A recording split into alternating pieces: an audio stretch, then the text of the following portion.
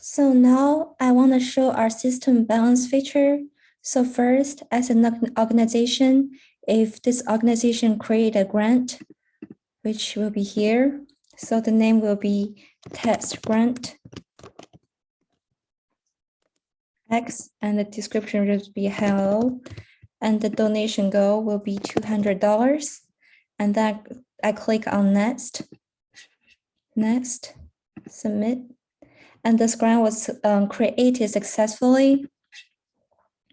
Then if I go to the transactions, you can see the system balance turned to be $200, which is exactly the amount that I put in the grant.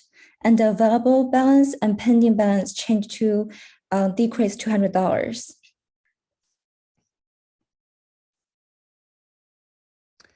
And as we can see, we have already logged in as a test donor, and we're going to select our test organization. And if we go to here, this is our homepage, and as we can see, the summary data has been displayed correctly because we have one organization. And if we go into the organization page, we can see the number of grants has been displayed on the page correctly as well.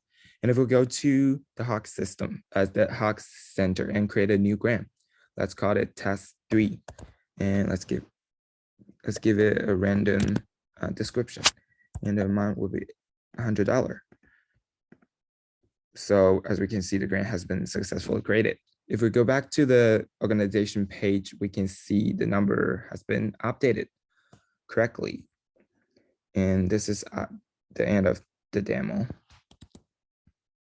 A quick demo of the organization verification use case. So let's start with adding a new application for a nonprofit organization.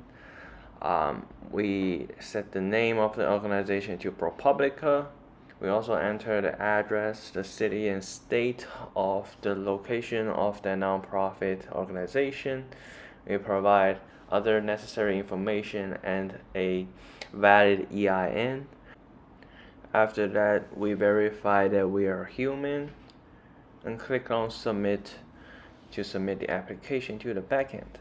And all the verification function will be completed automatically in the backend. So when we come back and see the result in the database, the verified column is already set to true, which means that the organization is verified. Now, as an administrator, you can also go to Manage Orgs panel in the Administrator page. When you show unverified organizations, that new organization will not appear in the list, but you can see it among the verified organizations list. A quick demo of the Add Bank Account feature. Start with only one bank account in the database, and the user can go to the donor page, select organization, and click on settings. Then click on the Add Bank Account button, entering all the required fields, and click submit. And when they come back, there will be one more bank account saved to the database. And to verify the validness of the added bank account, we can retrieve the ID of that bank account in the front-end console, copy that ID and put it in the CLI tool from Stripe and search for that bank account, and we'll get a succeeded status, which means that the bank account is now usable.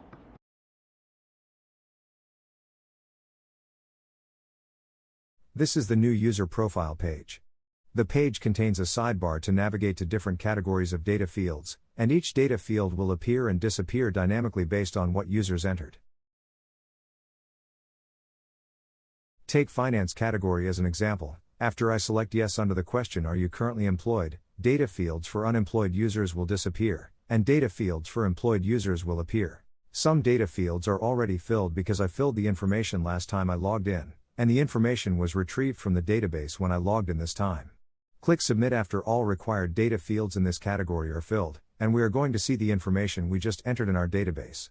Next time, when users log in, all of these data fields will be retrieved from the database and preloaded into the front-end page. What you see now is the grant page. I am currently logged in as a donor. At this point, the system contains 3 grants. Now I'm going to create a grant with custom grant data fields. Click Create Grant and enter the name, description and donation goal here.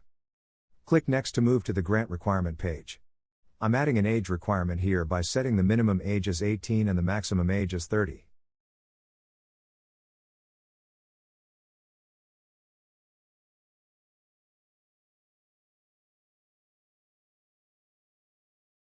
Now, let's add our custom data fields.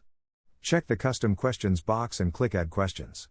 An empty grant field will be added, and we can enter the requirement at here. I'm going to enter Are you currently an OSU student and set the desired answer as yes. Then, click Next and hit Submit to create our grant.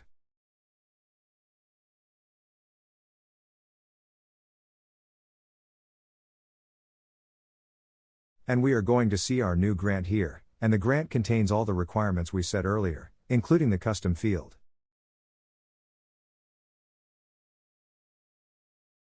Next, let's see if we can search the grant we just created with its name. So if we enter OSU in the search bar and click Search, we will be able to find the grant we just created because it contains the word OSU in its name. Next, let's test the editing feature. Find the grant we want to edit and click the Edit button to make changes. For example, if I want to add a location requirement, I just need to check the location box and enter the city and state.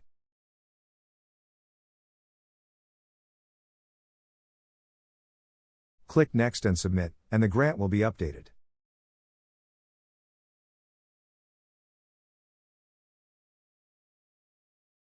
Finally, let's test the filter. I'm going to set a location filter and select the state as Ohio. I'm also going to set an age filter, and the age range will be between 20 and 22.